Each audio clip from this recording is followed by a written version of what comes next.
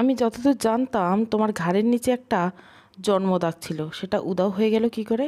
নিজের স্ত্রীর দিকে প্রশ্ন ছুড়ে দেই আমি। কি? আপনি আমার ঘাড় দেখেছেন? আপনি কি করলেন? এটা কেন করলেন? এই শোনো, ন্যাকামি একদম করো না। আমি জানি তুমি সব বুঝতে পারো, সব জানো তুমি। আমার সামনে বাচ্চাদের মতো আচরণ করে কোনো লাভ নেই। তার আগে আপনি বলুন, আমার ঘাড় দেখলেন কেন? কেন, খুব সমস্যা হয়ে গেল নাকি? ধরা পড়া ভয়ে? ধরা পড়া কী বলছেন আপনি? এসব কী করেছি আমি? আমার সাথে নাটক করো না, বলো তোমার দাগটা কোথায় গেল? আমি জানি না। জানো না?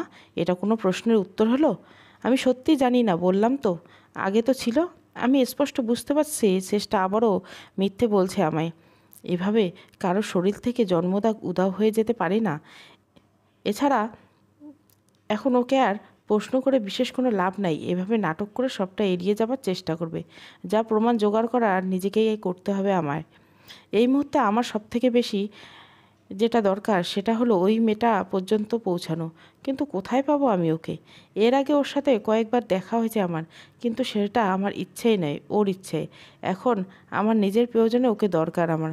ভাবতে ভাবতে হঠাৎ একটা বুদ্ধি আসলো আমার মাথায়। সেদিন বাবা ফোনে মেয়েটার ছবি দেখেছি আমি, আর আমি এটাও নিশ্চিত বাবার সাথে ওর যোগাযোগ আছে। তার মানে বাবার ফোনে নিশ্চয় ওর কন্ট্যাক্ট নাম্বার থাকবে। আবারও বাবার ফোনের প্রয়োজন আমার।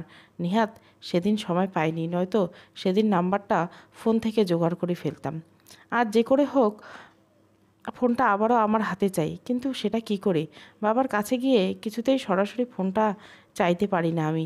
এই সময় মিছিলটাও বাড়িতে নেই। ও থাকলে আগেরবারের প্ল্যানটা অ্যাপ্লাই করা যেত। এখন তার আর সুযোগ নেই। বাবার রুমে গিয়ে দেখি সে শুয়ে শুয়ে একটা পত্রিকা পড়ছে, ফোনটা পাশেই রাখা।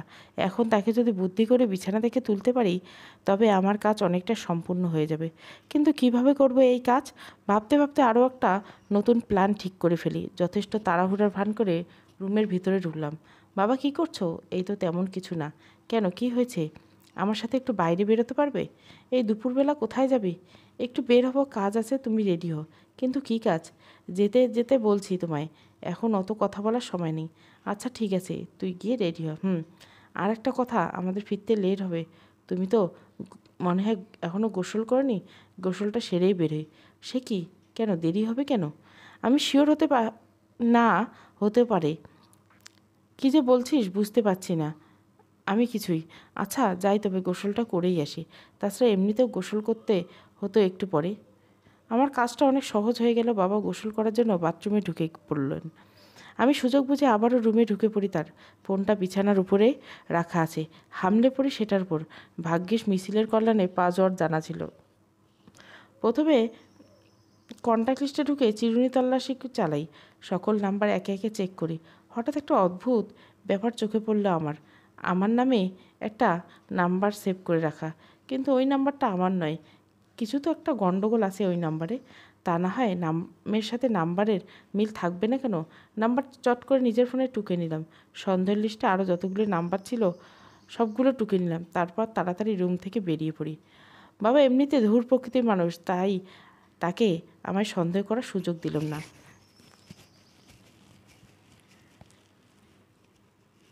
দুপুরের পরে কাজের বাহানায় বাইরে বেরিয়ে পড়লাম দুজনেই। আবার সন্ধ্যার আগে ফিরে আসি। এতক্ষণে বাবার সাথে থাকাতে নিজের প্ল্যানের কোনো কাজ করা হয়নি। কিন্তু এইবার আর সময় নষ্ট করলে চলবে না। নতুন একটা সিম কার্ড দিয়ে একে একে সমস্ত নাম্বার ডায়াল করতে থাকি। যদিও আমি নিজের কণ্ঠস্বর শুনতে দেইনি কাউকে, শুধু আশেপাশের কণ্ঠস্বর শুনে আইডেন্টিফাই করতে থাকি। এর ভিতরে নারীর কণ্ঠ কারোই ছিল না। এরপর কিছুক্ষণ পর একটা নাম্বার কানেক্ট হতে ওপাশ থেকে নারী কণ্ঠ ভেসে আসে। হুবহু সেই মেয়েটির গলা। ওর গলার আওয়াজের সাথে কিছুটা হলেও আমি পরিচিত, তাই চিনতে দেরি হলো না। আমি এখন কথা বললেই চিনে ফেলবে ও আমায়। তাই কলটা দ্রুত কেটে দিলাম। তারপর একটা মেসেজ করি। আমি সৌহার্দ্যের বাবা। আজ রাত 10টায় দেখা করতে চাই তোমার সাথে। জরুরি কথা আছে। লোকেশান। আমার ফোনটা সৌহার্দ্যের কাছে, তাই বাধ্য হয়ে এই নাম্বার দিয়ে মেসেজ দিলাম। এখন কথা বলার সুযোগ নেই। আর হ্যাঁ, ভুলেও কিন্তু আমার ওই নাম্বারে কল দিতে যেও না, তবে দুজনেই ধরা পড়ে যাব। ঠিক আছে? মেসেজটা সেন্ড করে দিলাম। এরপর শুধু রাত 10টার অপেক্ষা। সন্ধ্যার পরে বাবাকে নজরে নজরে রাখছি, যাতে সে মেয়েটার সাথে যোগাযোগ করার সুযোগ না পায়। কারণ আজকে ওর সাথে বাবার একবার কথা হলে আমার সব খেলা শেষ। রাত 10টার আগে নির্দিষ্ট গন্তব্যে গিয়ে উপস্থিত হলাম। একটু পরে মেয়েটা এলো, যথারীতি মুখে ওড়না দিয়ে ঢেকে রেখে। এমনিতে আর চেনার উপায় নেই। আমি ওকে একটা রুমের ভিতর ডাকি, সেখানে দেখা করার কথা ছিল। সে এসে রুমে ঢুকতে দরজা বন্ধ করে দেই আমি। আমাকে দেখে বেশ ঘাবড়ে গেল। সবাইকে যে ধোকা দিয়ে বেড়ায়, আজকে তার সাথে এত বড় একটা গেম খেলবে কেউ নিজেও বুঝতে পারে ওঠেনি।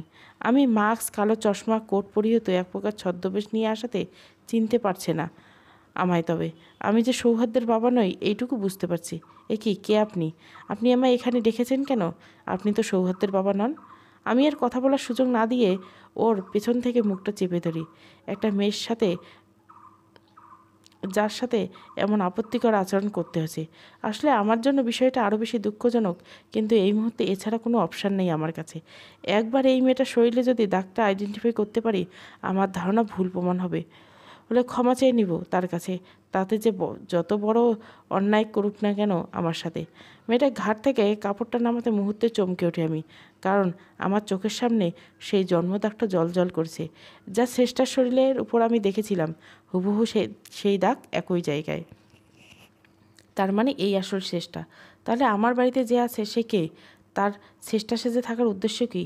আর বাচ্চা সুলভ সেই সহজ সরল চেষ্টা বা হঠাৎ করে এমন পরিবর্তন হলো কী করে?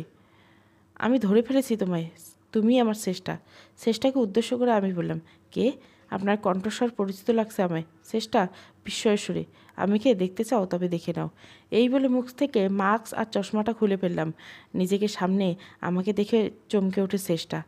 আমায় এভাবে দেখতে পাওয়া ওর কাছে বিনা মেঘে বজ্রপাতের মতো। চেষ্টা বেরিয়ে যাবার জন্য পা বাড়ালে ঠিক তখন আমি ওকে নিজের দিকে টেনে নিই। তারপর ওকে মুখোমুখিভাবে জড়িয়ে ধরি। কী হচ্ছে এগুলো? ছাড়ুন আমায়। আর আমি চেষ্টা নই। তুমি আর আমাকে ফাঁকি দিতে পারবে না। আমি জানি তুমি চেষ্টা। না, আমি চেষ্টা নই। তাহলে কে তুমি? আমি আমি প্রকৃতি। আমতা আমতা করে নামটা উচ্চারণ করলো। আমি বুঝতে পারলাম চেষ্টা আবারও মিথ্যে কথা বলছে। মিথ্যে কথা? তুমি প্রকৃতি নও, তুমি চেষ্টা। আমার চেষ্টা, যাকে আমি নিজের প্রাণের থেকেও বেশি ভালোবাসি।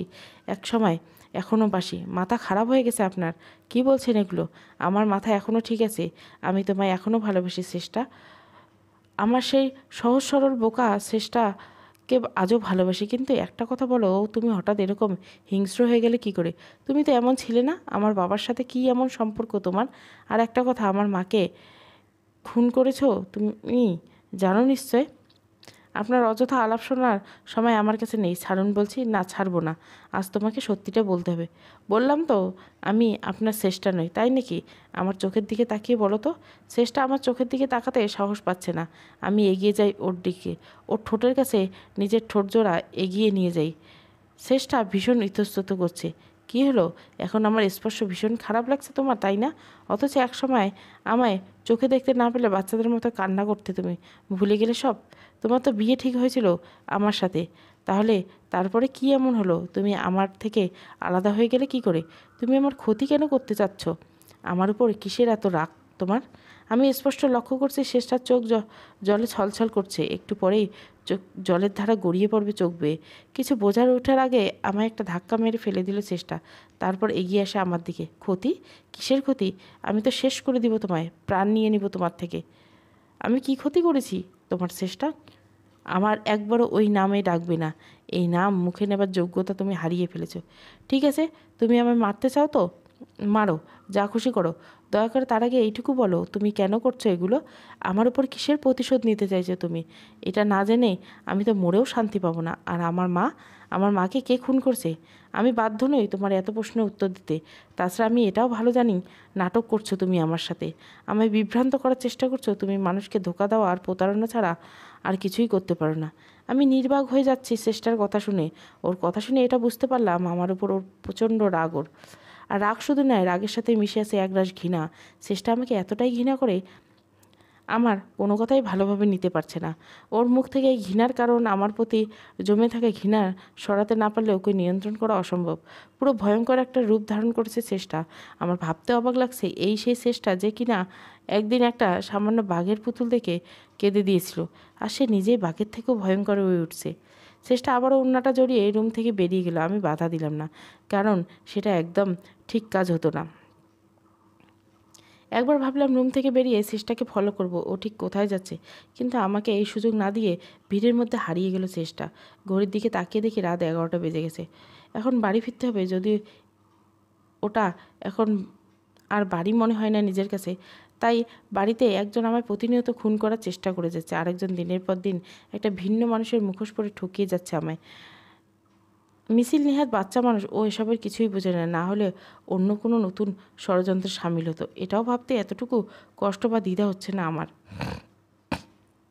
একটা ট্যাক্সি করে বাসার উদ্দেশ্যে রওনা হলাম। রাস্তায় তেমন একটা জ্যাম নেই, যেতে একটা সময় লাগার কথা না, কিন্তু আজকে মনে মনে একটা ভীষণ প্রতিজ্ঞা করে ফেললাম আমি।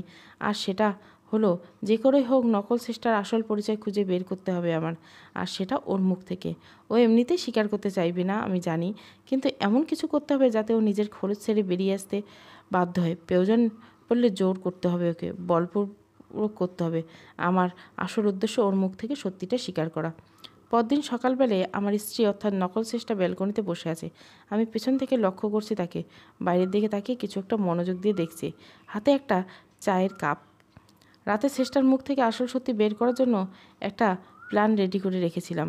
আজকে সেই প্ল্যান অ্যাপ্লাই করতে। এমনিতে বাবা বাসা নেই, সকাল সকাল মিছিলকে নিয়ে গ্রামের দিকে গেছে। এই সময়টা আমার জন্য সবথেকে বেশি উপযুক্ত। ধীরে ধীরে এগিয়ে যাই আমি স্ত্রীর দিকে, তারপর ওর পাশে গিয়ে বসলাম। বাইরের দিকে তাকিয়ে কী দেখছো? কিছু না, এমনি তাকিয়েছে। আচ্ছা, তুমি আমাকে খুব ভালোবাসো তাই না? আমার কণ্ঠ শুনে ও হি হি করে হেসে উঠল। আমি আপনি কী যে বলেন, কেন সকাল সকাল লজ্জা দিচ্ছেন আমায়?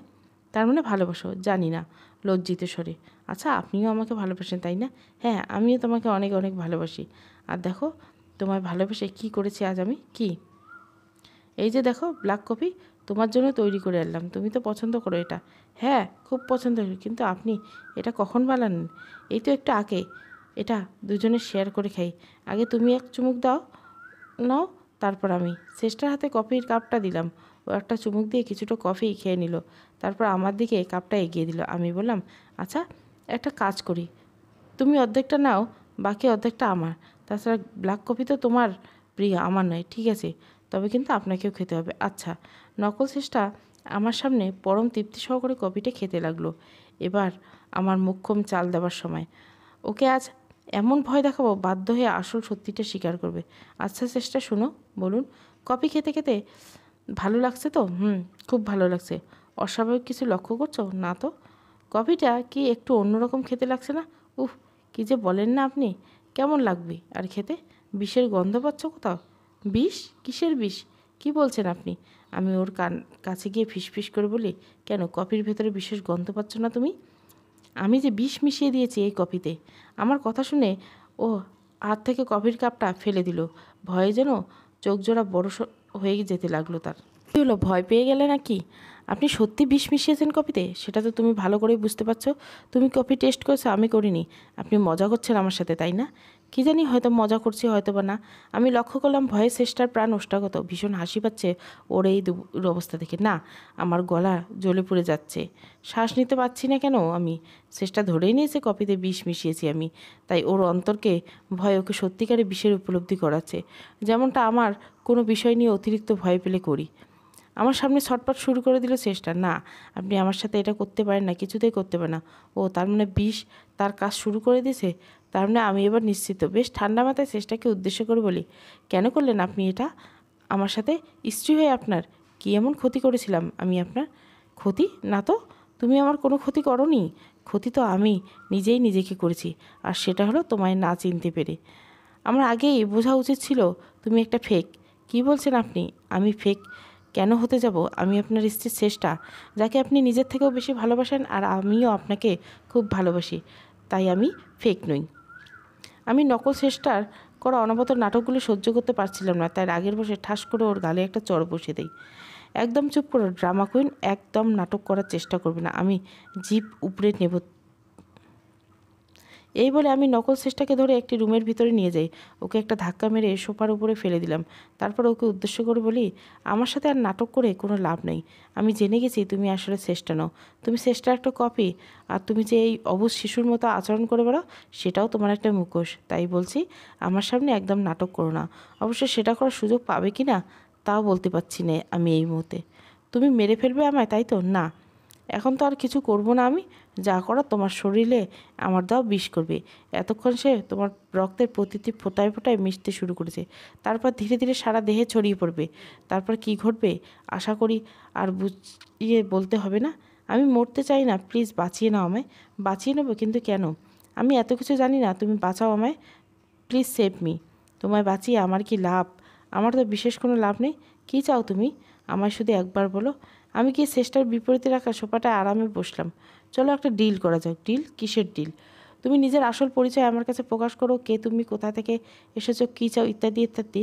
এইসব কিছু খুলে বলো আমায়। তবে এই বাড়িতে একটা অ্যাম্বুলেন্স আসবে, আর সেই অ্যাম্বুলেন্সে তুমি হাসপাতালে যাবার সুযোগ পাবে। আর যদি আমার শর্ত না মানো, নিজেকে এই ঘরে মরতে দেখার জন্য প্রস্তুত হও। তুমি আমার সাথে এত বড় চালাকি করলে কেন? চালাকি কি তুমি একাই করতে পারো? ভেবেছো ধোকা তুমি একাই দিতে পারো?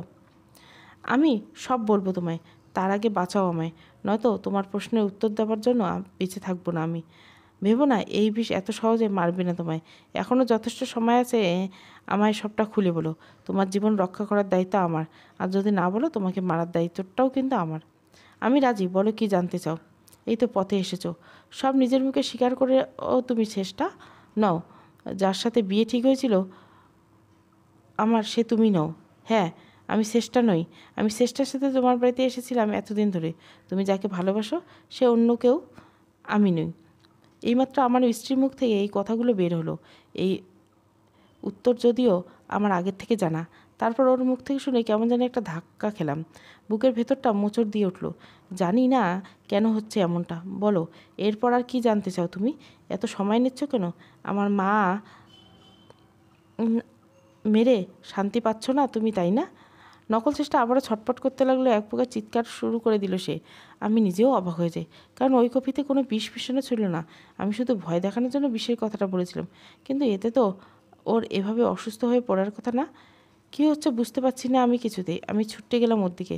কী হলো তোমার? শরীর কি খুব বেশি খারাপ করছে? জানি না, শ্বাস নিতে পারছি না। আমার কথা ছাড়া আগে তোমার প্রশ্ন করো, তারপর হাসপাতালে নিয়ে চলো আমায়। তোমার পায়ে পড়ি, বাঁচিয়ে নাও আমায়। চেষ্টা বারবার নকল চেষ্টা বলতেও শুনতে ভালো লাগে না। পাঠকরা সবাই নিজ দায়িত্বে বুঝে নেবেন আশা করি। অবস্থা আরও বেগতিক হতে লাগলো। মনে হচ্ছে বিশ্বের ভয় খুব বাজে ইফেক্ট করছে ওর উপর। কিন্তু এই মুহূর্তে ওর কোনো ক্ষতি হোক আমি চাই না, কারণ ওর ক্ষতি হয়ে গেলে আমি আমার প্রশ্নগুলোর উত্তর এত কাছে এসেও সবটা হাতছাড়া করে ফেলবো। এখন যে করে হোক চেষ্টাকে কিছু বুঝতে না দিয়ে সুস্থ করে তুলতে হবে। কী হলো? তুমি কথা দিয়েছিলে আমি তোমায় শর্ত মানলে বাঁচিয়ে নেবে আমায়। এখন কেন এভাবে সময় নষ্ট করছো? আচ্ছা, তোমার কি বেশি কষ্ট হচ্ছে? একটু জল দাও প্লিজ, বুকটা শুকিয়ে যাচ্ছে। এই রুমে কোথাও জল নেই, এখন জল আনার জন্য বাইরে যেতে হবে। চেষ্টাকে বিশ্বাস নেই আমার, ওর পক্ষে সব সম্ভব। তাই বাইরের দরজাটা থেকে বন্ধ করে জল আনতে গেলাম। একটু পরেই এক গ্লাস জল নিয়ে ফিরে আসি। তারপর আবারও দরজা খুলে দেখি ভেতরে চেষ্টা নেই, একটা সোফার উপর বসা ছিল, সেখানেও নেই। ভালো করে দেখার জন্য একটু সামনের দিকে এগিয়ে গেলাম। ধীরে ধীরে বুঝতে পারলাম আমার পিছনে কেউ দাঁড়িয়ে আছে। বিষয়টা সত্যতা প্রমাণের জন্য ঘুরে তাকালাম। ঠিক তখনই আমাকে কিছু বোঝে সুযোগ না দিয়ে একটা প্রচণ্ড ধাক্কা মেরে মেঝেতে ফেলে দিল চেষ্টা। ওকে সম্পূর্ণ সুস্থ স্বাভাবিক লাগছে, তার মনে এতক্ষণ অসুস্থতার নাটক ছিল ওর। শিট, মেয়েটা আর আমাকে কত বোকা বানাবে। আমাকে একের পর এক ছলনা আমার সাথে করেই যাচ্ছে। আমার রুমের ভেতরে রেখে বাইরে থেকে দরজা বন্ধ করে দিল। তারপর জানলার পাশে এসে আমাকে উদ্দেশ্য করে বলতে থাকলে, কী ভেবেছে আমাকে বিষের ভয় দেখিয়ে মুখ থেকে আসল সত্যিটা বের করবে? কিন্তু জানো কি, তোমার থেকে আমার মাথায় বুদ্ধি পরিমাণটা সামান্য হলে বেশি। তাই তো তোমার জালে তোমাকে ফাঁসালাম। দরজা বন্ধ কেন করছিস? সাহস থাকলে একবার দরজাটা খুলে দে বহুরূপী। তোমার আমার আসল পরিচয় জানবার খুব ইচ্ছা না, তাই না? কিন্তু আমি মরে গেলেও বলতে পারবো না সেটা। কেন বলতে পারবো না? তুমি কি ভাবছো সব কিছু জানার পরেও আমি সংসার করবো তোমার সাথে? তুমি সংসার করবে আমার সাথে? আমি তো তোমাকে আর সেই সুযোগটাই দেব না। জানো, আমি কিন্তু তোমার কোনো ক্ষতি করিনি। আমি সত্যি চেয়েছিলাম চেষ্টা হয়ে তোমার সাথে সংসার করতে, কিন্তু তোমার দুর্ভাগ্য, মৃত্যু যে বারবার আহ্বান করছে তোমায়, তাই আমার পিছনে লেগে নিজের সর্বনাশ নিজেই ডেকে আনলে। কী বলছো তুমি এসব? এত বড় একটা অন্যায় করে আবার সেটা বড় গলায় স্বীকার করছো? দেখো, আমার কোনো ইচ্ছে নেই তোমাকে মারার। এখন যখন তুমি তো আমার আসল পরিচয় জেনে গেছো, আমি জানি তুমি সব জানার পরে আর সংসার করবে না আমার সাথে। এখন তোমাকে বাঁচিয়ে রাখার মানে নিজের সর্বনাশ করা। আমি তোমার ধাওয়া খেয়ে পালিয়ে পালিয়ে বাঁচতে পারবো না, তাই একটু কষ্ট করে তোমাকে সরে যেতে হবে আমার রাস্তা থেকে। মানে কি করতে চাইছো তুমি? কি আর করব? আমার হাতে যে এই দেশলাই বাক্সটা দেখতে পাচ্ছ আর ওই কেরোসিন বোতলটা, একটু পরে এই ঘরটা দাউ দাউ করে আগুনে জ্বলে উঠবে, আর সেই আগুনে তুমি পুড়ে হা হা হা। চেষ্টার কথা শুনে ভয়ে গলা শুকিয়ে গেল আমার। ও নিশ্চয় আমাকে এগুলো ভয় দেখানোর জন্য করেছে, কারণ মানুষ যখন হিংস্র হয়ে ওঠে তখন তার পক্ষে সব কিছু সম্ভব। দেখতে পাচ্ছি চেষ্টা বাহির থেকে ঘরের ভিতরে আর দরজার সামনে কেরোসিন ছিটিয়ে দিল। আমার কোনো নিষেধে কানে তুলছে না। এক পর্যায়ে বটল খালি করে দিয়ে দেশলাই জ্বালিয়ে নেয়, তারপর সেটা জানলা দিয়ে আমার রুমের ভিতরে ছড়ে মারে। মুহূর্তে সারা ঘর দাউ দাউ করে আগুনে জ্বলে। আমি কি করব বুঝতে পারছি না। বাইরে বের হওয়ার একটা মাত্র রাস্তা, সেটা চেষ্টা বন্ধ করে দিয়েছে। আমার কোনো আকুতি মিনতিই কানে তুলছে না। মাথাটা কি খারাপ হয়ে গেছে তোমার? কি করছো এগুলো? দরজা খুলো বলছি। না, দরজা আমি খুলবো না। আজকে এখানেই মরতে হবে তোমায়। আমার পেছনে লাগার খুব শখ, তাই না? তুমি কিছুতেই করতে পারো না আমার সাথে। আমি ছাড়বো না তোমায়। চুপ থাকো, একদম চুপ। মরার সময় দেখেছি তোমার তেজ কমেনি। আমাকে আর রাগিও না। আমি বুঝতে পারি শেষটা আমার কথা শোনার মানুষ না। ও আমাকে এখানে মারার জন্য ছেড়ে দিয়েছে। নিজেকে বাঁচাতে হলে আমাকে কিছু করতে হবে। একটু পর শেষটার আওয়াজ বন্ধ হয়ে গেল। তার মনে ও চলে গেছে। আমাকে মৃত্যু হাতে একা ছেড়ে পালিয়ে গিয়েছে ও। অবশ্য ঘর থেকে বেরোনোর একটা রাস্তা, সেটা হলো জানলা। কাঁচের জানলা ভেঙে ঝাঁপ দিতে হবে আমায়। সোজা 6তলা বিল্ডিংয়ের উপর থেকে ঝাঁপ দিতে হবে আমায়। আমি জানি না এখান থেকে ঝাঁপ দেওয়ার পরে বেঁচে থাকবো কি না, কিন্তু এই সময় ঘরের ভিতরে পুড়ে মরার চেয়ে জীবন ঝুঁকি নেওয়াটা বেশি বুদ্ধিমানের কাজ হবে। কারণ ঘরের ভেতরে থাকলে নিশ্চিত মৃত্যু, আর ঝাঁপ দিলে তাও একটা বাঁচার আশা থাকবে। এইভাবে জানলার পাশে এসে দাঁড়িয়েছি। তারপর নিচের দিকে তাকাই। যত মন স্থির করি না কেন, এত উপর থেকে ঝাঁপ দিতে বেশ ভয় করছে। ভয়ে পা কাঁপতে লাগলো। একটা কথা ভালো করে জানি আমি, আমাকে কোনোভাবে হেরে গেলে চলবে না। নিজের মায়ের খুনের শাস্তি নিশ্চিত না করে আমি মরে গিয়েও শান্তি পাবো না। আমাকে আর কোনো কারণেই হোক না হোক মৃত মায়ের কথা ভেবে বাঁচতে হবে। যদি বাঁচতে পারি, অন্তত বাঁচার আপ্রাণ চেষ্টা তো করতেই পারি। আর কিছু না ভেবে চোখ জোড়া বন্ধ করে তারপর নিচে ঝাঁপ দিই। চোখ খুলে দেখতে পাই আমি একটা রুমে শুয়ে আছি। অপরিচিত একটা রুম, সেখানে আমি আগে কখনো আসিনি। ধীরে ধীরে সবটা মনে পড়তো লাগলো আমার। নকল চেষ্টার সাথে ঝামেলা, আমাকে বন্দি করে ঘরে আগুন লাগিয়ে দেওয়া, তারপর আমার বিল্ডিং থেকে ঝাঁপ দেওয়া, এরপর কিছু মনে নেই আমার। এখন এখানে কি করে এলাম জানা নেই। অনুভব করছি সারা গায়ে প্রচণ্ড ঠান্ডা, অনেকটা জায়গা কেটে গেছে, আবার সেই জায়গাগুলি মেডিসিন লাগিয়ে রাখছে। খুব জানতে ইচ্ছে করছে কে আমাকে সেবা শুশ্রূষা করে তাড়িয়ে তুললো, কারণ এই পৃথিবীতে আমার মঙ্গল চাইবার মতো কেউ আছে বলে আমার জানা নেই। আরও কিছুটা অতিবাহিত হয়ে গেলে চারপাশে কাউকে দেখতে পাচ্ছি না। ধীরে ধীরে উঠে বসলাম আমি। তারপর পা বাড়াবো, ঠিক তখনই ভেতরে ঢুকে পড়লো। তাকে দেখে যেন বিস্ময়ের চোখ উল্টে যাওয়ার উপক্রম। মনে হচ্ছে চোখের সামনে স্বপ্ন দেখছি। আমার সামনে শেষটা দাঁড়িয়ে আছে। না, এ আমার স্ত্রী, সেই নকল চেষ্টা নয়। আসল চেষ্টা দাঁড়িয়ে আছে আমার সামনে। আমি তাজ্জব বনে গেছি নিজেকে আর তার ঘরে দেখে। সে আমাকে, আমার মৃত্যু চায়, সে বাঁচালো আমায়। শেষটাকে এই মুহূর্তে কী বলবো বুঝতে পারছি না। তাও নিজেই আগে মুখ খুলল। এখন কেমন লাগছে? অন্তত স্বাভাবিকভাবে জিজ্ঞাসা করলো। তুমি আমাকে বাঁচিয়েছো, তাই না? আমাকে সুস্থ করে তুলেছো তুমি। কি মনে হচ্ছে দেখে তোমার? না, আমি সত্যি বুঝতে পারছি না তুমি আমাকে বাঁচালে কেন? তুমি তো সেদিন নিজের মুখে স্বীকার করছো তুমি আমার ক্ষতি চাও, আমার শেষ করে দিতে চাও। হ্যাঁ, চেয়েছিলাম, কিন্তু তখন চাইলে, এখন যে চাইতে হবে এটা কোথায় লেখা আছে? আমি সত্যি তোমার কথার মাথামুন্ডু কিছুই বুঝতে পারছি না। কী চাইছো তুমি একটু ক্লিয়ার করে বলো। আচ্ছা, এটাও তোমার নতুন চাল, তাই না? না, আমার কোনো চাল নেই।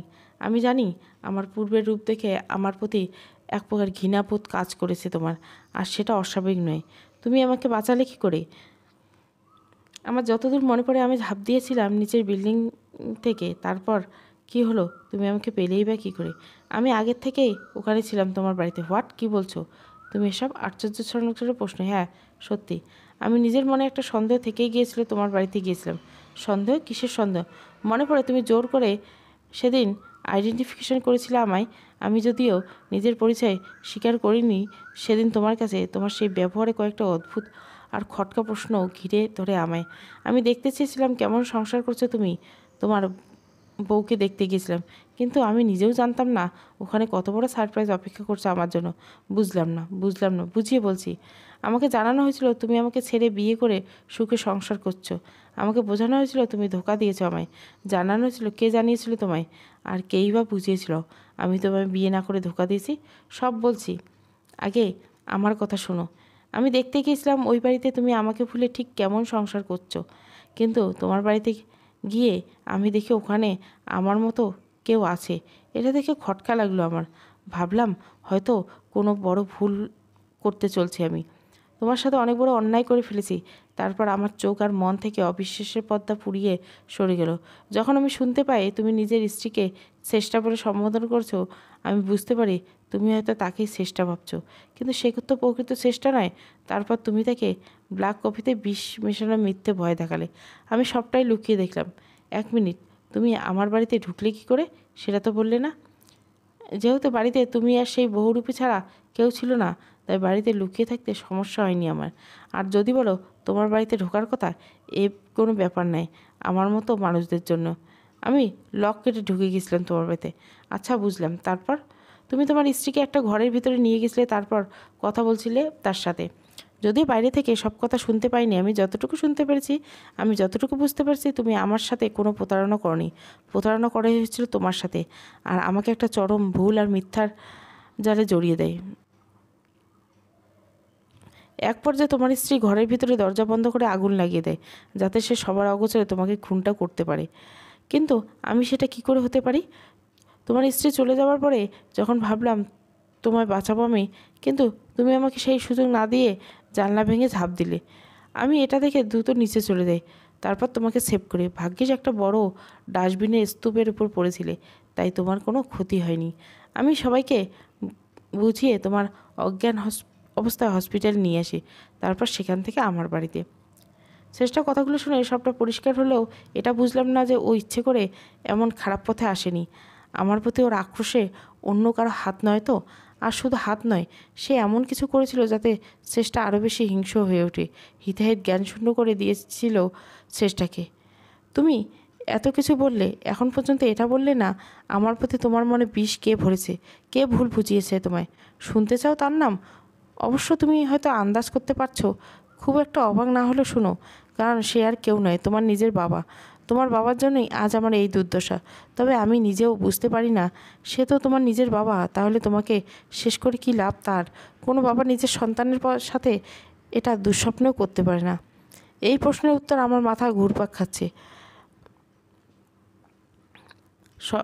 সময়ের জন্য চেষ্টা আরও আমি এটাও জানি না এতটা পথ পর্যন্ত যখন আসতে পেরেছি বাকিটা পথও ঠিক করতে পারবো। কিন্তু তুমি আমায় এটা বলো, তোমার সাথে তো বিয়ে ঠিক হয়েছিল আমার, তাহলে তুমি আমার থেকে দূরে সরে গেলে কী করে? আর আমাদের মাঝখানে তৃতীয় ব্যক্তি হয়ে সেই নকল শেষটা চলে আসলো কী করে? তোমার এত প্রশ্নের উত্তর তো আমি নিজেও জানি না, তবে এতটুকু জানি যে যতটুকু জানি তাই বলেছি। আমাদের যেদিন বিয়ে হওয়ার কথা ছিল সেদিন দিনটা ছিল শুক্রবার, তখন বিকেল। আমাদের বিয়ের সন্ধ্যাবেলা আমি পার্লারে যাই সাজগোজ করার জন্য। ওখানে সাজগোজ করতে বেশ খানিকটা সময় লেগে যায়। তুমি বারবার ফোন করেছিলে আমি যাতে যত দ্রুত সম্ভব চলে আসি। এর কিছুক্ষণ পর তোমার আরও একটা ফোন কল আসে। কী গো, হয়েছে তোমার? না, আর একটু লেট হবে। হ্যাঁ, একটা কাজ করো, তুমি বরং আরাম করে সাজতে থাকো, তারপর সকালের দিকে আসলেও চলবে। এতটা তাড়াহুড়ো কেন করছো? এই তো হয়ে যাবে একটু পরে, তাছাড়া এখনও হাতে অনেকটা সময় আছে। আচ্ছা, তুমি তাড়াতাড়ি সেরে নিচে এসে দাঁড়াও, আমি আমার একজন পরিচিত লোক পাঠিয়ে দিচ্ছি, উনি ড্রাইভ করে নিয়ে আসবে তোমায়। ঠিক আছে। আমি তোমার কথা অনুসারে তাড়াতাড়ি নিজের কাজ সেরে গ্রাউন্ড ফ্লোরে নেমে পড়ি। গ্রাউন্ড ফ্লোরে নেমে একটা গাড়ি দেখতে পাই। গাড়ির সামনে ড্রাইভার দাঁড়িয়েছিল। আমাকে দেখে একটা মুচকে হাসি দিল। আমি খানিকটা অবাক আর বিব্রত হলাম। আপনি মিস চেষ্টা, তাই না? হ্যাঁ। কিন্তু আপনি আমায় কী করেছিলেন? সৌহদ্দার স্যারের ফোনে আপনার ফটো দেখেছি, উনি পাঠিয়েছেন আমায় আপনাকে নিয়ে যেতে। ও আচ্ছা, আপনি তো সেই ড্রাইভার, তাই না? জি ম্যাডাম। কিন্তু ভাইয়া, আপনি এত তাড়াতাড়ি চলে আসলেন কী করে? উনি তো এইমাত্র ফোন করে জানালেন আমায় লোক পাঠিয়ে দিচ্ছেন, কিন্তু আপনাকে দেখে মনে হচ্ছে আপনি অনেকক্ষণ ধরে এখানে দাঁড়িয়ে আছেন। অ্যাকচুয়ালি ম্যাম, রাস্তায় জ্যাম নেই খুব একটা, তাই তাড়াতাড়ি ড্রাইভ করতে আসতে পেরেছি। আপনি চাইলে আপনি স্যারের কাছে ফোন দিয়ে কনফার্ম করছি আপনাকে। না না, তার আর কোনো দরকার নেই। ঠিক আছে, চলুন, আমি গাড়িতে উঠছি। এরপর লোকটা গাড়িতে উঠে আমি এমনিতে শহরে খুব একটা জায়গা চিনি না। উনি আমাকে শর্টকাটের কথা বলে অন্য একটা রাস্তায় নিয়ে গেলেন, তারপর এগোতে থাকলেন। এরপর হঠাৎ চলতে চলতে লোকটা হঠাৎ তার গাড়িটা থামিয়ে ফেললো। কী হলো ভাইয়া, গাড়ি থামালেন কেন? ম্যাম, এখানে স্যার এক রিলেটিভ অপেক্ষা করছে আমাদের জন্য। স্যার নিজে আসার সময় ওনাকে আমাদের সাথে তুলে নিতে চাইছিল। আপনি চাইলে স্যারকে জিজ্ঞাসা করতে পারেন। ঠিক আছে, আমি কথা বলছি, আপনি যা করার তাড়াতাড়ি করুন। একটা অপরিচিত লোক এসে গাড়িতে উঠলো, আমার পাশের সিটে বসলো সে। আমি খানিকটা ইতস্তত বোধ করলাম। লোকটা গাড়িতে ওঠার সময় বেশ ভালো ব্যবহার করে আমার সাথে, কিন্তু গাড়ির ভিতরে আসার পরে তার স্বভাব প্রকৃতি যেন পাল্টে গেছে একেবারে। তার মতিগতি একদম ভালো লাগছিল আমার। একবার ভাবলাম ফোন করে তোমায় জিজ্ঞাসা করব। এমনিতে প্রায় সন্ধ্যা হয়ে গেছে, এমনিতে অনেকটা লেট করে ফেলেছি। আমি ফোনটা হাতে নিয়ে ডায়াল করতে যাবো, ঠিক তখনই লোকটা আমার ফোনটা টান মেরে কেড়ে নিল। এ কী হলো? আপনি আমার ফোনটা নিয়ে এলেন কেন? আমায় আমার হবু হাজব্যান্ডের সাথে কথা বলতে হবে। হবু হাজব্যান্ড? কিসের হবু হাজব্যান্ড? একদম চুপ থাকো। এই বলে লোকটা নিমেষে জোরপূর্বক আমার মুখ আর হাত বেঁধে ফেললো, তারপর সিটের উপর শুইয়ে দিল আমার। আমি কথা বলতে পারছি না, নড়াচড়া করতে পারছি না, না কথা বলতে। বুঝতে পারি গাড়ির ড্রাইভার আমাকে তোমার বাড়ি নয়, অন্য কোথাও নিয়ে যাচ্ছে, আর সেটা কোনো জঙ্গলের রাস্তা। তখন পুরোপুরি অন্ধকার নেমে আসে। এক পর্যায়ে তারা একটা বাংলোর বাড়ির সামনে থামে। আমাকে গাড়ি থেকে নামানো হলো, তারপর বাংলোর ভেতরে নিয়ে যাওয়া হলো। পুরো বাংলোটা একদম খালি, ভেতরে কোনো লোকজন নেই। একটা রুমের ভিতরে নিয়ে যাওয়া হয় আমায়। তারপর লোকটা আমার মুখের বাঁধন খুলে দিল। তারপর সে আমার সামনে হাঁটু গেড়ে বসে বলল, সরি ম্যাডাম, আপনাকে এতক্ষণ কষ্ট দিতে হয়েছে। আমার জীবনটা বরবাদ করে দুঃখ প্রকাশ করেছো? তোমার লজ্জা হয় না তোমাদের? তোমরা মানুষ না জানোয়ার? চেঁচিয়ে তাদের উদ্দেশ্য করে বললাম, যা হয়েছে আমাদের কোনো দোষ নেই, আমরা শুধু অর্ডার ফলো করছি। আপনাকে আপাতত এখানেই থাকতে হবে। কি বলছো? কি এখানে থাকতে হবে? জানো আজ আমার বিয়ে, আজ আমার জীবনটা শেষ হতে চলেছে তোমাদের জন্য। আর ওইদিকে আমার হৌবার না জানি কতটা টেনশন করছে। কেউ কোনো টেনশন করছে না, আপনি এই ব্যাপারে নিশ্চিত থাকতে পারেন। এই তোমরা কারা বলো তো? আমার এত বড় একটা সর্বনাশ করে ঠান্ডা মাথায় কথা বলছো কি করে? আবার আমাকে কিনা বলছো নিশ্চিত থাকতে? তোমরা কেউ আমার হবুরকে চেনো না, ও জানতে পারলে না, কিন্তু তোমাদের পালানোর কোনো রাস্তা থাকবে না। ভালোই ভালো বলছি, আমায় ছেড়ে দাও বলছি। আমার কথা ভাবতে হবে না, নিজেদের ভালোর কথা ভেবে অন্ততপক্ষে ছেড়ে দাও। সেটা সম্ভব নয় কিছুতে। প্লিজ এমনটা করো না আমার সাথে। ওদিকে আমার হবুবার ওয়েট করছে আমার জন্য। না না, কেউ ওয়েট করছে না মানে? কি বলতে চাইছো? ফাজলামি করছো আমার সাথে তোমরা? না, আমরা একেবারে সত্যি বলছি। আপনার জন্য কেউ ওয়েট করছে না, কেউ ওয়েট করছে না, কারণ এই কিডন্যাপটা আপনার হবু বর মিস্টার সৌহার্দ্য করিয়েছে আমাদের দ্বারা। লোকটার কথা শুনে তখনও নিশ্চিত ছিলাম যে ওরা মিথ্যে বলছে আমায়। আমি মরে গেলেও বিশ্বাস করি না এটা সৌহার্দ্য আমাকে কিডন্যাপ করে কেন করতে যাবে। আর কোনো অজুহাত খুঁজে না পেলে তোমরা নিজেরা অন্যায় করে শেষে কিনা আমার হবু বরের উপর চাপাচ্ছ। আমি জানি আপনি এত সহজে আমাদের কথা বিশ্বাস করতে পারবেন না, তবে নিজের চোখে দেখলে কি বিশ্বাস করবেন? এই বলে লোকটা নিজের মোবাইল বের করে আমার চোখের সামনে ঢুকলো। আমি দেখতে পাই তুমি বেশ হাসি মুখে বিয়ের আসরে বসে আছো, পাশেই তোমার স্ত্রী। যদিও ঘোমটার কারণে তার চেহারা ভালোভাবে দেখতে পারলাম না। তোমরা দুজনের সাথে হাসি খুশি কথা বলছো। এই দৃশ্য দেখে মনে হলো আমার চোখের যেন ধোঁকা দিচ্ছে আমায়। নিজের চোখকে বিশ্বাস করতে পারছিলাম না। অনুভব করছি ধীরে ধীরে মাটি সরে যাচ্ছে আমার পায়ের নিচ থেকে। দেখলাম তো ম্যাডাম, আমরা কি বলেছিলাম তখন? আপনাকে স্যার বিয়ে করতে চাননি কখনো, উনি অন্য কাউকে বিয়ে করতে চলছেন, তাই আপনাকে এভাবে নিজের পথ থেকে সরিয়ে দিলেন। এখানে শুধু শেষ নয়, আরও অনেক ধরনের অর্ডার আছে আমাদের উপর, যা আপনার সাথে করতে হবে এখন। আরও অর্ডার? আর কি অর্ডার দিয়েছেন স্যার তোমাদের? যদিও মুখ থেকে কথা বেরোচ্ছিল না, অস্ফুট স্বরে বলে উঠলাম, আপনাকে রেপ করার হুমকি আছে আমাদের উপর, আর উনি আপনার অবস্থাও করতে বলছেন যাতে আপনি নিজের চেহারা দেখে ভয় পান। শেষটার মুখে সেদিন রাত্রে বর্ণনা শুনে বিস্ময়ে হতবাক হয়ে যাচ্ছি আমি। তারপর ওরা দুজন মিলে তারপর রেপ করে তোমায়? না, সেদিন ওরা আমার কিছুতে করতে পারেনি, স্পষ্ট পর্যন্ত করতে পারেনি আমায়। পারেনি, কিন্তু কিভাবে সম্ভব হলো সেটা অবাক হয়। সেটা শুনলে তুমি আরও বেশি অবাক হয়ে পড়বে। আরও অর্ডার? আর কি অর্ডার দিয়েছে স্যার তোমাদের? আমরা দুঃখিত ম্যাডাম, আমাদের উপর অর্ডার আছে, আমরা অর্ডার ফলো করব। না না, তোমরা আমাকে জোর করে ধরে নিয়ে এসেছো এখানে। আমি প্রয়োজন পড়লে ক্ষমা করে দিব তোমাদের, কিন্তু আমার সাথে এত বড় অন্যায় করো না। আমার কিছু করার নেই ম্যাডাম। আচ্ছা, তোমাদের স্যার কী কী অর্ডার দিয়েছেন তোমাদেরকে বলো, আমাকে ধর্ষণ করে মেরে ফেলা হবে, তাই তো? না, উনি এখনও সেই অর্ডার দেননি, তবে যদি দিয়ে থাকেন আমাদেরকে সেটাও ফলো করতে হবে। তোমরা আসলে মানুষ নও, টাকার কাছে বিক্রি হয়ে গেছে তোমরা। টাকার লোভ হিতাহিত জ্ঞানশূন্য করে দিয়েছে তোমায়। আপনি যা খুশি ভাবতে পারেন। আচ্ছা, তোমাদের অনেক টাকা চাই, তাই তো? আমি টাকা দিব তোমাদের, তার পরিবর্তে এখান থেকে যেতে দাও আমাকে। না, সেটা কিছুতেই সম্ভব না। আপনাকে আপাতত এখানেই থাকতে হবে কয়েকদিন। লোক দুটো আমার কোনো কথাই কানে নিল না। সারা রাত একটা ঘরে আটকে রাখে আমাকে। একটা মেয়ের কাছে নিজের সংগ্রামের থেকে বড় কিছু না। প্রতিটা মুহূর্ত আমাকে সেই সংগ্রাম হারানোর ভয়ে নিয়ে অতিবাহিত করেছে। এটা যে কতটা যন্ত্রণাদায়ক আমার থেকে কেউ ভালো বুঝতে পারবে না। আর এসবের পিছনে একজনে দায়ী ভাবতাম আমি, আর সে হলো তুমি। আমার সমস্ত ভালোবাসা, বিশ্বাস, ভরসা ঘৃণায় পরিবর্তিত হতে লাগলো। এতটা ঘৃণা আমি কখনো কাউকে করিনি যতটা সেই মুহূর্তে তোমাকে করেছিলাম। তারপর কি হলো? তারপরের দিন লোক দুটো ওই বাংলোতে ফিরে এলো। আমি ওদের উদ্দেশ্য বুঝতে পারি। ওরা নিশ্চয়ই নিজেদের উদ্দেশ্য পূরণ করতে আমার কাছে এসেছে। আমার কোনো আকুতি মিনতি ওরা কানে পৌঁছালো না। খাটের সাথে আমার হাত দুটো বেঁধে ফেলে ওরা, যাতে আমি চিৎকার চেঁচামেচি করতে না পারি। তাই আমার মুখ বন্ধ করে রাখে। নিজেকে একটা অসহায় মৃগ শিশুর মতো মনে হচ্ছিল, যার উপরে দুটো হিংস্র পশু এক্ষুনি ঝাঁপিয়ে পড়বে। তারা আর সর্বস্ব লুটে নিবে। যদিও লোক দুটো তখন যথেষ্ট শান্ত ছিল। কোনো মানুষ এত ঠান্ডা মাথায় ধর্ষণ করতে পারে, এটা কল্পনাতীত ছিল আমার কাছে। ওরা আমার কাছাকাছি চলে আসলো। নিজেকে সর্বনাশকে সাক্ষাৎ থেকে দেখছিলাম আমি। এরপর সবাইকে চমক দিয়ে হঠাৎ ঘরের ভিতর কেউ ঢুকে, তার সাথে আরও 2-3 জন লোকগুলি তাদের দুজনকে ধরে ফেলে। তারপর পুলিশ দেওয়ার নাম করে বাইরে নিয়ে যায়। আমি আমার উদ্ধারকারীদের নিকট যাই। সে আমাকে তার বুকে জড়িয়ে নেয়, আমাকে নানা রকমের সান্ত্বনা দিতে থাকে। আর লোকটা আর কেউ ছিল না, সে ছিল তোমার নিজের বাবা। আমি তাকে সেই সময় সেই জায়গা থেকে অবাক হয়ে যাই। বাবা, আপনি এখানে? হ্যাঁ রে মা, আমি জেনেই গিয়েছিলাম তোমাকে এখানে আটকে রাখা হয়েছে, সেই কারণে তো বাঁচাতে আসলাম। কিন্তু আপনি জানলেন কি করে? আমি সৌগতের মুখে সবটা শুনেছি। ও লুকিয়ে লুকিয়ে এই গুন্ডাদের সাথে কথা বলেছিল। ওর কথা শুনে নিন বাবা। উনি এটা কি করে করলেন? আমার সাথে এত বড় প্রতারণা করলেন আমার সাথে। উনি কিনা আমাকে এই অবস্থায় রেখে অন্য কাউকে বিয়ে করে নিলেন। কেঁদে কেঁদে বলি,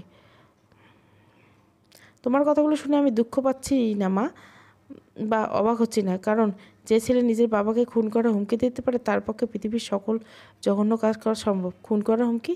কেন, কি হয়েছে বাবা?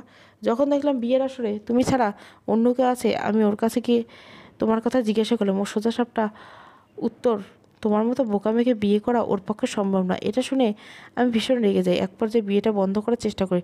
ঠিক সেখানেই বাদ সাধলো। প্রথমে আমাকে খুন করা হুমকি দিল। আমি ওর কথা না শোনাতে নিজে খুন করতে চায় আমার। কোনো মতো পালিয়ে এসেছি আমি। ভাগ্যিস তার আগে তোমার বিষয়ে জানতে পেরেছিলাম, নয়তো না জানি আজ আর কি হতো তোমার সাথে। বাবা, আপনি এগুলো কি বলছেন?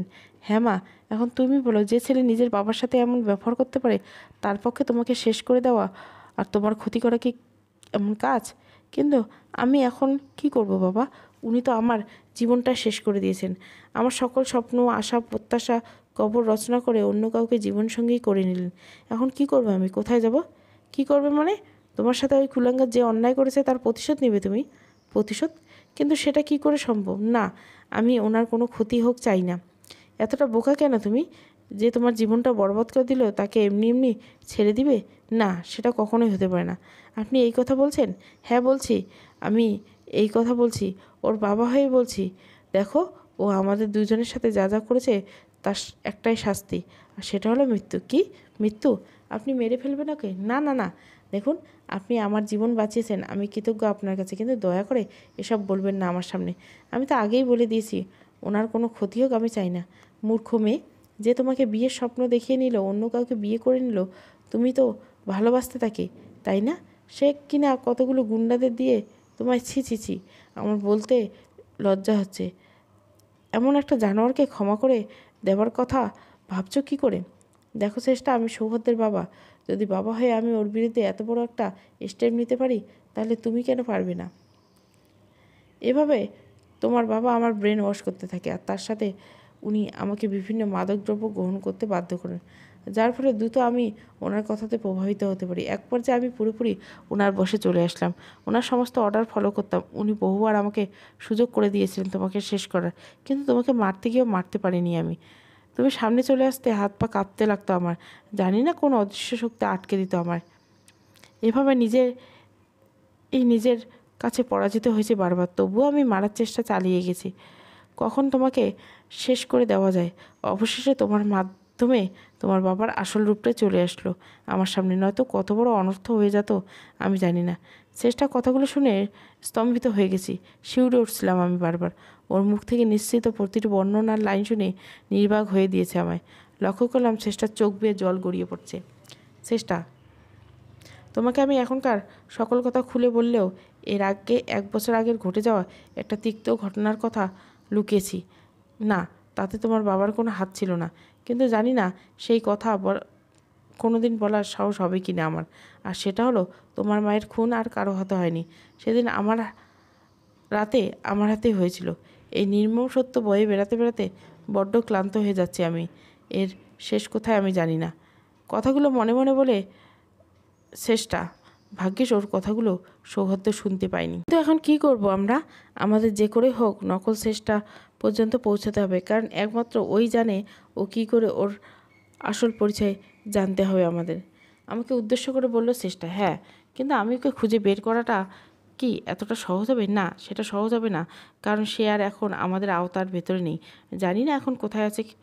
আচ্ছা, এমনটাও তো হতে পারে ও পালিয়ে আমার বাবার কাছে যায়নি তো? তোমার বাবার কাছে দেখো চেষ্টা, একটা কথা বলো। এতদিন তুমি যেমন একটা বাবার ষড়যন্ত্রের একটা অংশ ছিলে, নকল চেষ্টা কিন্তু তার ব্যতিক্রম নয়। এতদিন বাবা ওকে কাজে লাগিয়েছে নিজের জন্য। আমাদের বিয়ের সময় বাবাই ওকে ষড়যন্ত্র করে আমার আর তোমার ভিতরে ঢুকেছে। আমাদের ভিতরে সমস্ত ভুল বোঝাবুঝির দায়ী একমাত্র বাবার, এটা ঠিক। হ্যাঁ, কিন্তু আমরা কেউ এই ব্যাপারে নিশ্চিত নই যে ও কোথায় আছে এই মুহূর্তে। ওকে আগে না ধরতে পারলে বাবার আসল রহস্য কখনোই জানা সম্ভব নয়। সে তোমাকে কেন খুন করতে চাইছে এটা আমাদের সে করে হোক জানতে হবে। এই প্রশ্নের উত্তর আমিও খুঁজে বেড়াচ্ছি। আমার নিজের বাবা কেন খুন করতে চাইছে আমায়? আমার উপর এত কিসের রাগ, কিসের এত ঘৃণা? এটা না জানতে পারা পর্যন্ত আমার যে মুক্তি নেই। তোমার মনের অবস্থা বুঝতে পারছি আমি। আমার থেকে তোমার আর আমার উদ্দেশ্য একটাই হবে, নকল চেষ্টার মাধ্যমে যে করে হোক তোমার বাবার মুখোশটা টেনে খুলে দেওয়া। আর নকল চেষ্টা বাস্তবে কে, আমার সাথে তার চেহারার মিল কী করে, এই প্রশ্নের উত্তর ওদের দিতে হবে আমাকে। একবার বাগে পাই, তারপর সব বের করে ফেলবো পেট থেকে। আচ্ছা, সে তো বুঝলাম। এখন নকল চেষ্টাকে ট্রেস করবে কি করবে আমরা, তার প্ল্যান। আচ্ছা, এমনটা নয় তো কোথায় ও বাড়িতে আছে, অর্থাৎ তোমার বাড়িতে? আমার বাড়িতে? আমার বাড়িতে কেন আসবে? কেন? এটা অস্বাভাবিক নয়? ও ঘরে আগুন লাগিয়ে দিয়ে একবার পালিয়ে গেছিলো। তুমি যে তারপর ভাগ্যক্রমে বেঁচে গিয়েছো সেটা তো তার জানার কথা নয়। তোমাকে হাসপাতালে নিয়ে আসার সময় যারা ঘটনাস্থলে উপস্থিত ছিল, তখন বুদ্ধি করে সবাইকে তোমার বেঁচে থাকার ব্যাপারে কাউকে জানাতে বারণ করেছিলাম, কারণ আমি জানি তুমি মরে গেছো। এটা নিশ্চিত হতে ও বাড়িতে আসবে, নাটক করবে সবার সাথে, নয়তো সবার সন্দেহের তীরটা ওর দিকেই যাবে। সেটা কি জানো না? গুড পয়েন্ট, এটা ভালো বলেছো। এখন আমাদের বাড়ির উপর সর্বক্ষণ নজরে রাখার জন্য একজন লোক দরকার, যে আমাদের প্রতি মুহূর্তে আপডেট দিতে থাকবে, যাতে আমার ওই বহুরূপী আবার ফিরে আসার আগে ধরে ফেলতে পারি। তবে ওকে ধরলেই যে বাবার মুখ থেকে আসল সত্যিগুলো জানতে পারবো আমার এমন নয়। না, আমি তার জন্য অন্য একটা প্ল্যান রেডি করে রেখেছি। আমি হয়তো অনেকটা আন্দাজ করতে পেরেছি। ঠিক কী আন্দাজ করতে পেরেছো? হ্যাঁ, আগে বহুরূপটাকে ধরি, তারপর তোমার বাবার মুখ থেকে আসল সত্যি কী করে বের করতে হয় সে দায়িত্ব আমার। তুমি নিশ্চিত থাকতে পারো, তোমাকে তোমার জীবন চরম সত্যের মুখোমুখি দাঁড় করানোই আমি আর বেশি দিন চিন্তা নিয়ে দিন কাটাতে হবে না তোমার। আর আমি তোমায় কথা দিচ্ছি, আমার বাবা যে অন্যায় করেছে তোমার সাথে, নিজের স্বার্থের জন্য অন্ধকার জগতে ঠেলে দিয়েছে তোমাকে, তোমার হওয়া প্রতিটি অন্যায়ের উপযুক্ত জবাব দিব আমি আমার বাবাকে। এরপর আমি বাসার পাশে একজন বিশ্বস্ত লোক সেট করি। সে আমাকে সার্বক্ষণিক আপডেট দিতে থাকে। দিন পেরিয়ে সন্ধ্যা হয়ে গেল, সেরকম কোনো খবর পেলাম না। তবে আগুন নেভাতে কেউ ফায়ার সার্ভিসকে ডেকেছিল সকালবেলা। তারপর বাড়িতে পুলিশ আসলো। তেমন কোনো ক্ষয়ক্ষতি না হওয়াতে ব্যাপারটা নিয়ে কেউ আর মাথা ঘামায়নি। এরপর সন্ধ্যার পরে একটা ফোন আসে আমার কাছে। হ্যালো সৌগত স্যার, একটা নিউজ আছে। কী নিউজ? আপনার ওয়াইফ পেয়ে দেখলাম এইমাত্র বাড়িতে ঢুকছে। তুমি শিওর? হ্যাঁ, আমার স্ত্রী ছিল। হ্যাঁ, আমি কনফার্ম। ঠিক তো? আমার বাড়িতে মহিলা বলতে আর কে আসবে নকল চেষ্টা ছাড়া? তার মানে চেষ্টা ঠিকই আন্দাজ করতে পেরেছিল আমি দুস্থ চেষ্টাকে ওর আসার কথা জানাই। তারপর দুজনে মিলে বাসার উদ্দেশ্যে রওনা দিলাম। বাসার সামনে গিয়ে দেখি ভেতর থেকে দরজা বন্ধ করা। তার মানে সত্যি ভিতরে আছে। প্রথমে জানি কলিং বেল প্রেস করি, অনেকক্ষণ ধরে কেউ খুলছে না। ভেতর থেকে হয়তো একটা দ্বিধাদ্বন্দ্বের ভেতরে পড়ে গেছে, তাই সিদ্ধান্ত নিতে পারছি না কী করা উচিত। অবশ্যই দেখলাম ভেতর থেকে কেউ দরজাটা খুলতে লাগলো। আমি সরে গেলাম। চেষ্টা গিয়ে দরজার সামনে দাঁড়ায়। চেষ্টার মাথায় প্রচুর বুদ্ধি ধরে। ও নকল চেষ্টাকে প্রথমে ভরকে দিতে দরজার সামনে গিয়ে দাঁড়ালো, যাতে সহজেই তাকে কাবু করা যায়।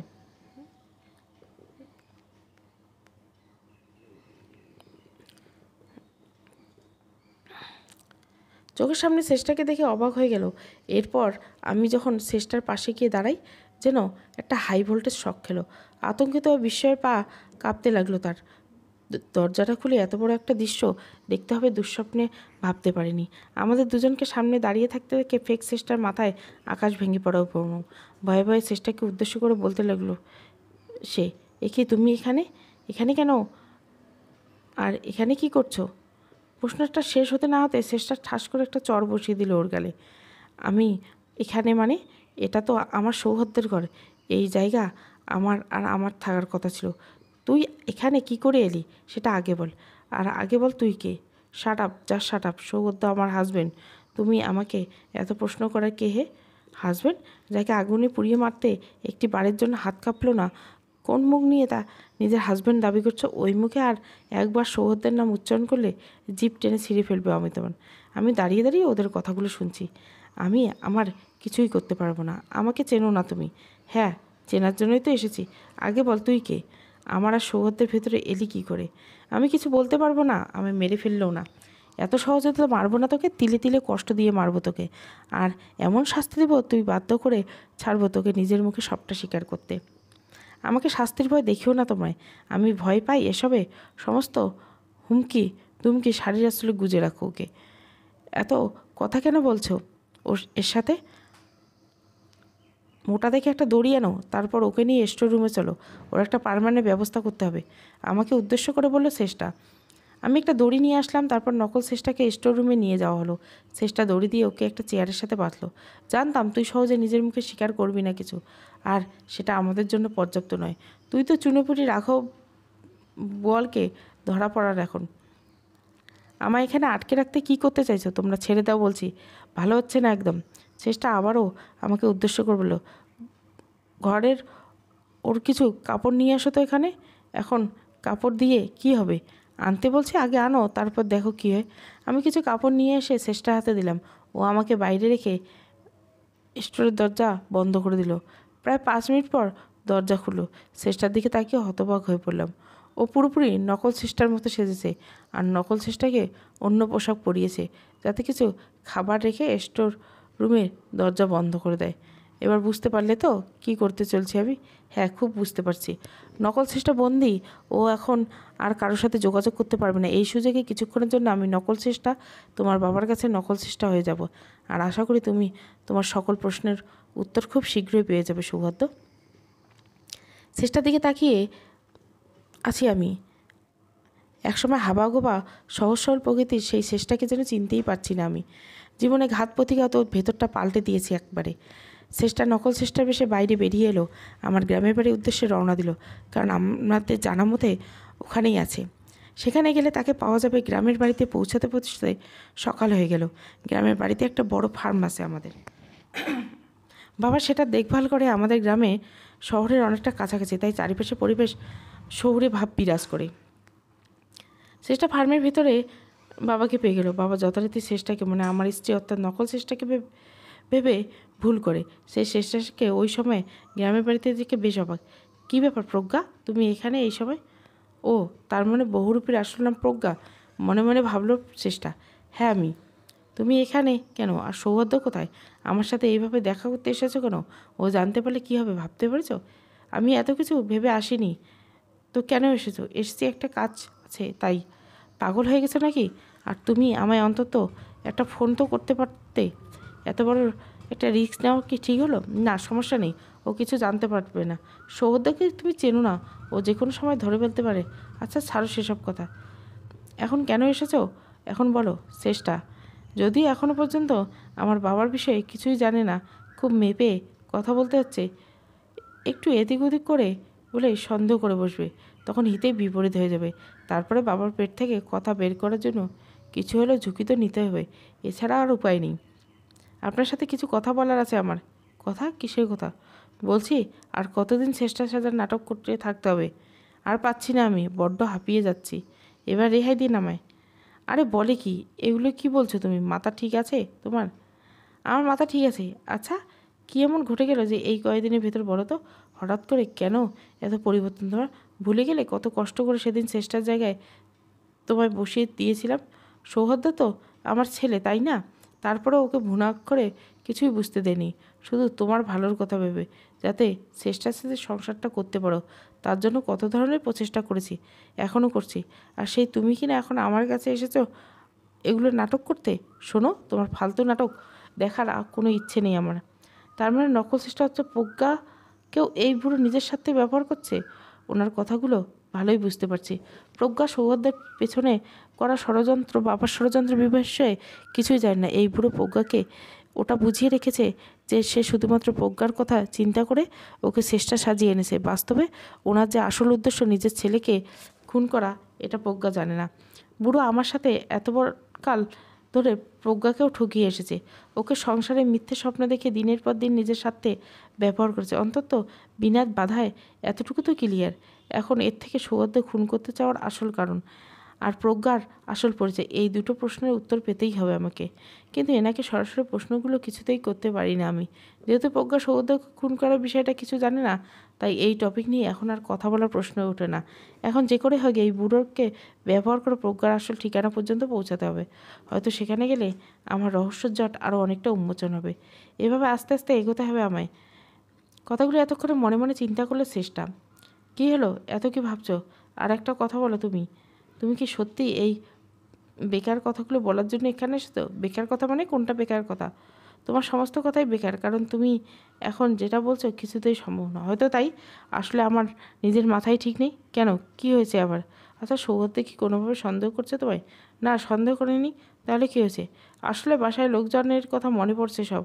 অনেকদিন সব দেখি না কারোর সাথে। ঝোপ বুঝে কোপ মেরেই দিল চেষ্টা। বাসার লোকজন মানে? মা ছাড়া আর কে আছে তোমার বাড়িতে? তার মানে প্রজ্ঞার মা ছাড়া কেউ বেঁচে নেই? ওই হলো, মায়ের কথাই বড্ড মনে পড়ছে। এই কথা তো কয়েকদিনের জন্য তার সাথে দেখা করে আসতেই মায়ের কথা মনে পড়তে তার জন্য আমার কাছে এসব কিছু কেন? হ্যাঁ, আমি আপনার ছেলের কাছে বলতাম যে আমার মায়ের কথা মনে পড়ছে, সে আমাকে চেষ্টার বাড়িতে নিয়ে যেত। আর সেখানে গিয়ে যদি ধরা পড়ে যাই, সেটা চান আপনি? তাও ঠিক। এখন কি করতে চাইছো তুমি? কী আর করব, আমি একটা প্ল্যান করছি যাতে আমি নিজের বাড়িতে মায়ের সাথে দেখা করতে যেতে পারি, আর সৌহার্দ্য কিছু জানতে পারবে না। কী প্ল্যান? আপনার ছেলে এই সময় একটু কাজের চাপে আছে। আমি এই সময় বাড়িতে যাবার কথা বলতাম তাকে। আমি জানি সে যেতে পারবে না কিছুতেই। আমাকে বলবে যেন আমি গ্রামের বাড়িতে আপনার কাছে চলে আসি, তারপর আপনি এখান থেকে আমাকে আমার বাড়ি পৌঁছে দেবেন। বাহ, জব্বর প্ল্যান করছো দেখছি। তো এখন চলে যাও না নিজের বাড়িতে। সৌহার্দ্য তো আর দেখতে যাবে না। তুমি একা যাচ্ছ না আমার সাথে? এই সেরেছে, এখন আমি নিজে থেকে প্রজ্ঞার বাড়ি কী করে যাব? তখন কত চেষ্টা করলাম প্রজ্ঞার মুখ থেকে কথা বের করার। প্রজ্ঞা নিজ থেকে ওর ঠিকানা দিলে এত কাঠখড় পোড়াতে হতো না আমাকে। অবশ্য চেষ্টাকেও বিশ্বাস নেই আমাদের। ওর কথায় বিশ্বাস করা মানে যেচে বিপদ ডেকে আনা। এখন যে করে হোক সৌহার্দ্যের বাবাকে সাথে নিয়ে প্রজ্ঞার বাড়ি পৌঁছাতে হবে আমাকে। তারপর প্রজ্ঞার বিষয়ে সমস্ত গোপন তথ্য জানতে সক্ষম হতে হবে। কে এই প্রজ্ঞা? আমার সাথে ওর চেহারার অদ্ভুত মিল করে। হয়তো ওর সাথে সৌহার্দ্যের বাবার আসল রহস্য কোনো সম্পর্ক আছে। সবটাই যখন জানতে পারবো আমি, যখন প্রজ্ঞার বাড়িতে পৌঁছাতে পারবো। এখন সৌহার্দ্যের বাবা যে করে হোক আমার সাথে যাবার জন্য রাজি করাতে হবে। না, আমি একা যেতে পারবো না, আপনি চলুন আমার সাথে। কেন আমাকে যেতে হবে কেন? তুমি কি নিজের বাড়ি চেনো না নাকি? আমি চাই না আপনার ছেলে মনে আমাকে নিয়ে ভুল ধারণা সৃষ্টি হোক। সে জানতে পারে আমি গ্রামে এসেও আপনাকে না নিয়ে একা একা নিজের বাড়িতে চলে গেছি, তখন আবার সন্দেহ করে বসবে। এরপর অগত্যা বাবা চেষ্টার সাথে যেতে রাজি হলো। চেষ্টা নিজেও জানে না প্রজ্ঞার বাড়িতে কী কী অপেক্ষা করছে ওর জন্য। শুধু এটুকু জানে ওই বাড়িতে গেলে অনেকগুলো রহস্যের সমাধান হবে। চলবে অগ্রবধূ সুন্দরী তৃতীয় পর্বটা আসবে। ভালো লাগলে অবশ্যই লাইক, শেয়ার এবং সাবস্ক্রাইব করবেন। Thank you for watching.